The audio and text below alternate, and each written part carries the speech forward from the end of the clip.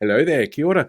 Look, I get a lot of people reaching out telling me that after a while my videos all seem to come across as kind of depressing because of all of the depressing things that are in them, and I totally get that. So I thought for the end of this week I would attempt to do something a little different and try and tell you about positive things that have been happening. And I'm not used to it. I've not tried it very often, so let's see how this goes. And I'm going to start with a really easy one. Blake wanted me to pass on a message to everybody. He's back home now and he's on the road to recovery. He wanted to thank everybody for the good wishes and the thoughts and prayers that were sent out to him, and he's hoping to be back at the wheel, as it were, trying to get things sorted within the next couple of weeks for both his campaign and other things that he's out there doing at the moment. So glad to see that Blake is on the mend. See, look, happy news, positive news. Let's try it again. In Kirikiriroa, Hamilton, a bus stop outside their iconic Shearer's music store was recently updated. It went from this drab, boring, really depressing looking seat to this fantastic, thematically linked in, fully functioning bus stop with seat and a space for people for wheelchair access to be able to access the public transport system within the city. I like it. It's kind of cool. It's really neat to see how they've incorporated the musical theme there. Okay, I'm getting used to this. Right, let's try another one. New Zealand First MP Casey Costello has been forced to apologise for what they call a act contrary to law. It's not the same as breaking the law, but it goes against the spirit of the law that she was not following, which was around OIAs. After a couple of media organisations requested OIA information around policies that she put forward around freezing taxes on cigarette sales. She still maintains she doesn't know how that managed to end up on her desk. Apparently there's some sort of mystery lobbyist just dropping things on MPs' desks in the hope that they become laws, but she did apologise for it, as she was ordered to by the Ombudsman. And that was before it was discovered that she'd actually withheld from Cabinet the fact that repealing those smoke-free laws would cost an extra $46 billion to the government and take even longer to reach their net zero smoke-free goals that they had in place. Okay, maybe that one didn't end on the most happy, positive note out there. All right, let's try another one, okay? There were reports that came out this week from Stats NZ that showed that the price of food is finally dropping for the first time in 6 years. The majority of the drop's actually been driven around a range of what we'd call staple foods, like tomatoes, fruit and vegetables, meat and poultry specifically are the big ones that have had the drops. So the food prices are bringing down. It's such a good thing that Judith Collins was already sitting there crowing about it.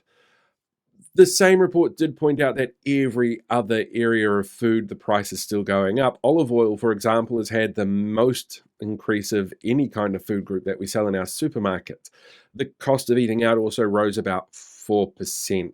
It's also the third highest price index since they started recording these things in 1961. So overall, food prices actually increased about 1% in June compared with May. But over the last 12 months, they've gone down a little bit. That data set that they released as well also pointed out that transport and accommodation prices are still going up. They showed an 11.6% increase for transport over the last 12 months, despite a drop of about 4.5% over the last month. It also saw a 4.5% increase in rents over the last year. You know, that downward pressure really doing its job. Okay, so maybe this wasn't the best idea of a good news story. So sorry. Okay, how about this one? This one I think you're going to enjoy.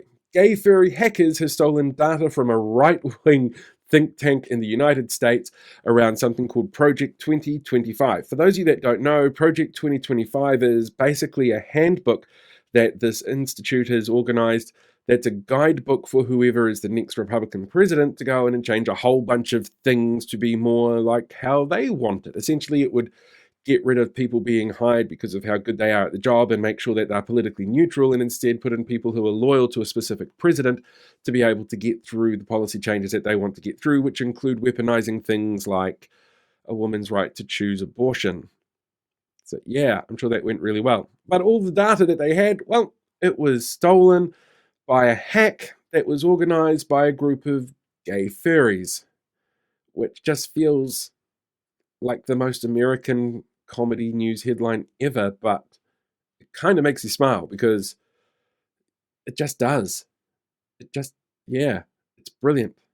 Okay, that's my attempt at good news this week. I Don't know how well I did. I probably could have done a little bit better, but good news is actually really hard to find. If you check out the algorithms that are feeding you your news stories as well as what's actually on our news sites, you'll see that there's a lot of negativity and a lot of drama and conflict, and that's deliberate because that's what people go out there and read. Finding good news stories is not always an easy thing to do because that's not how we consume media, and it's not what draws clicks and draws eyeballs, which is how our news media makes their money.